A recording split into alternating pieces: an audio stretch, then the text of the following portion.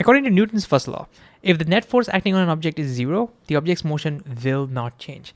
This means, for example, if an object is at rest on a table or say somewhere in intergalactic space where the net force is zero, then the object will continue to be at rest. On the other hand, if the object was moving, and again, if the net force on it was zero, then it will continue to move with that exact same velocity forever. But now, here's a question. What if the net force acting on an object is not zero? Well, then the object's motion will change. So a net force will change the object's motion. In other words, a net force causes acceleration. But how exactly are they connected? That's what we're going to find out in this video. So let's begin. So how do we do this? Well, we take a bunch of masses, apply a net force and measure that, and then measure how much acceleration they get because of the net force. And then if we do enough trials, maybe we can see a pattern and maybe we can see the connection between them. But of course, the big question is, how do we measure net force acting on an object? And how do we measure the acceleration of it? Well, let's look at it one by one. So first of all, how do we measure a net force? Well, a cool equipment that we can use to measure forces is a spring balance. And the way the spring balance works is that there's a spring over here. So if you pull on it, say from this side, then the spring is compressed and therefore it pulls back. And the number, the reading over here tells you exactly with how much force the spring is pulling back on you. So in this example, the spring is pulling on my hand with a force of exactly 2 newtons. If you had pushed it from this end, then the spring is pushing with the force of exactly 2 newtons. And now since I know with exactly how much force it is pushing, I can use this to push on our objects. And look, I will now know exactly with what force we are pushing on the object. Pretty cool, isn't it? But wait a second, that is only one force. Remember, our goal is to figure out the net force. How do we do that? How do we figure out how much net force is acting on an object? Well, let's see. If you were to keep these objects on a table, then there are forces in the vertical, like gravity and normal force, but they get balanced. They are balanced, isn't it? So we don't have to worry about those forces. We only have to worry about the forces in the horizontal. So one of the forces in the horizontal is our spring force, which we know. But what about the other forces? The other forces are the force of friction and air resistance. We can minimize friction drastically by using an air hockey table, right? And if the velocities are not too high, then even the air resistance is very minimal. So look, in the horizontal, there's only one effective force, and that is the spring force. So that itself becomes the net force. Amazing, right? Okay, so that's how we can measure the net force. What about the acceleration? How do we measure that? Well, for that, we can use a motion sensor, which will periodically monitor the velocity, and it will give you a velocity time graph. And by analyzing the graph, we can measure the acceleration. Okay, so with that, we have everything needed. We can go ahead and plan our experiment. But how do we do that? Well, one of the best ways to do that is to think about the variables involved. So what are the variables involved over here? Well, we have the net force. Since this is the variable that we can change independently, we call this the independent variable. Then of course there is the acceleration that we're going to measure.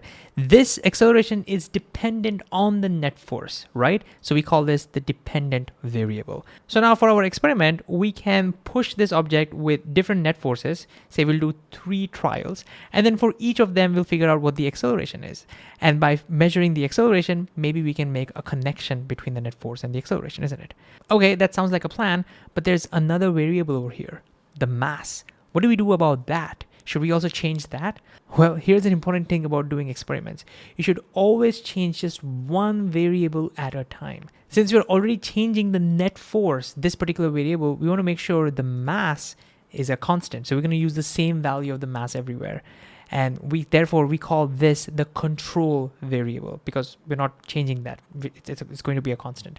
So what mass can we use? Well, we can use any one. Let's just use 1 kilogram mass. So we now have our plan. We're going to push the 1 kilogram object with different forces, and we're going to measure what the acceleration is going to be. All right, so we'll start by pushing with 2 newtons of force on a 1 kilogram object. And once we let go of this, the object will start accelerating, and we will also keep that contact for about a second. So we'll put the force for about a second. We'll try to make sure that this stays at 2 newtons, so the force is a constant, okay? So let's do that, and there we have it. Once we let go of the contact, the object stops accelerating and it continues to move in the straight line with the constant velocity. So let's look at what our motion sensor has detected, and let's see what the velocity time graph looks like. There we have it. Let's see if that graph makes sense. For the first 1 second, the object was accelerating because there was a net force acting on it, and you can see the velocity is increasing. After the 1 second, the contact is lost and the object moves with the constant velocity, and that's why, look, the velocity stays put. But how much is the acceleration? We have to look at this. And you can see the object's velocity increased from 0 to 2 meters per second in 1 second. So that is the acceleration. 0 to 2 meters per second in 1 second. All right, we're going to do second trial. But this time we're going to put 4 newtons of force. And again, we'll push it for about 1 second and let it go. All right, here we go. Boom. What do we notice? Well, we notice that the object traveled much faster. So let's see what the velocity time graph looks like. What does our motion sensor give us?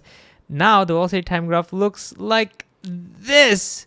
Ooh, what is it saying? Well, it's saying now in the first second, while the object was accelerating, when the net force was acting, the velocity increased from 0 to 4 meters per second. And then the object continues to move with a constant velocity of 4 meters per second because the contact was lost.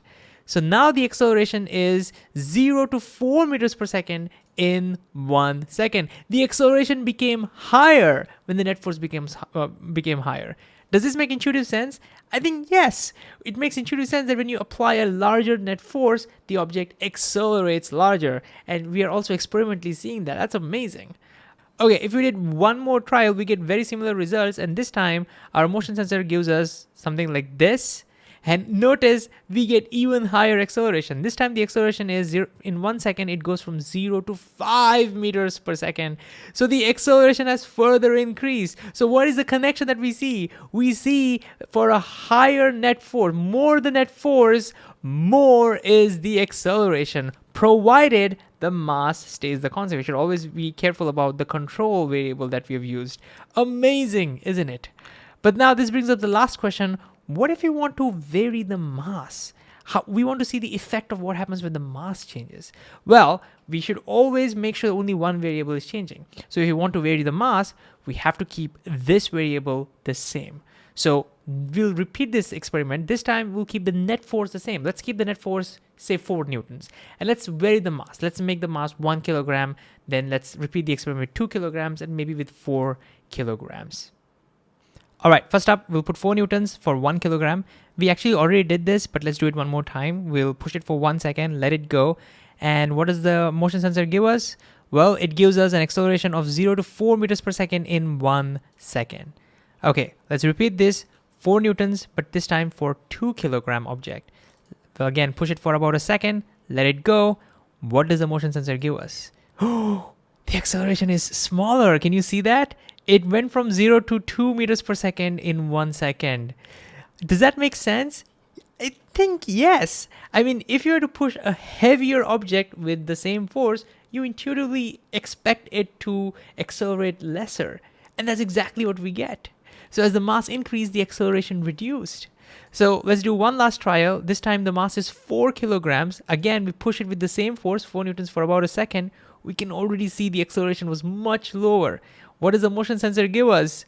Well, it gives us much lower acceleration. This time it went from 0 to 1 meters per second in 1 second. So what do we notice? We notice that for a given force, if the net force is the same, if the mass increases, the acceleration reduces. So more mass gives you less acceleration for the exact same net force. This is the essence of what we call the Newton's second law. Of course, we could be more quantitative, but I think this captures the essence beautifully. Newton's second law is one of the most important laws in physics because it allows us to predict the motion provided we know the net force acting on the object.